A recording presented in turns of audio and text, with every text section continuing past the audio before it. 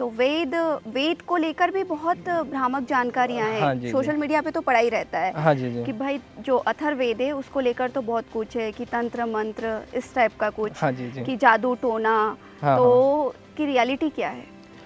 तो परमात्मा ने सर्वप्रथम जो सृष्टि के आरंभ में जो ऋषि मुनि पैदा हुए थे, उनकी अंतरात्मा में वेदों का ज्ञान दिया। अग्नि, वायु, आदित्य, अंगिरा, ये 4 ऋषि थे। चारों ऋषियों की आत्मा में 4 वेदों का ज्ञान परमात्मा ने दिया।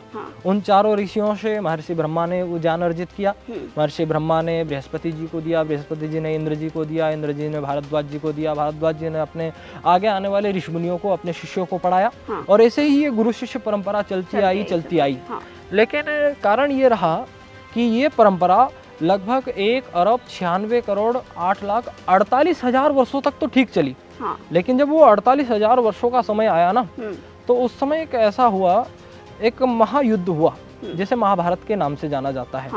उस महाभारत के युद्ध में ये हुआ कि जो हमारे वेदों के जानने मानने वाले थे, लाखों विद्वान मारे गए, लाखों पंडित मारे गए। और जब वो मारे गए तो उस समय, उसके बाद में इस भारत देश की हालत ऐसी हुई, उस वेद ज्ञान परंपरा की हालत ऐसी हुई कि लोगों ने अपने मिलावट उसमें प्रारंभ कर दिए।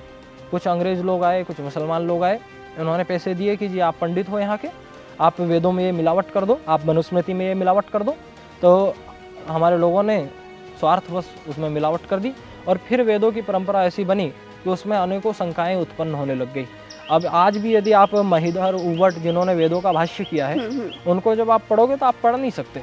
इतनी ऐसी अभद्र भाषाएं उसमें लिखी हुई है, विचार की बातें उसमें लिखी हुई है, हम नहीं पढ़ सकते। लेकिन उस 19वीं सदी में एक ऋषिवर देव दयानंद उत्पन्न हुए और ऋषिवर देव दयानंद ने वेदों का सही अर्थ लोगों को समझाने का प्रयास किया।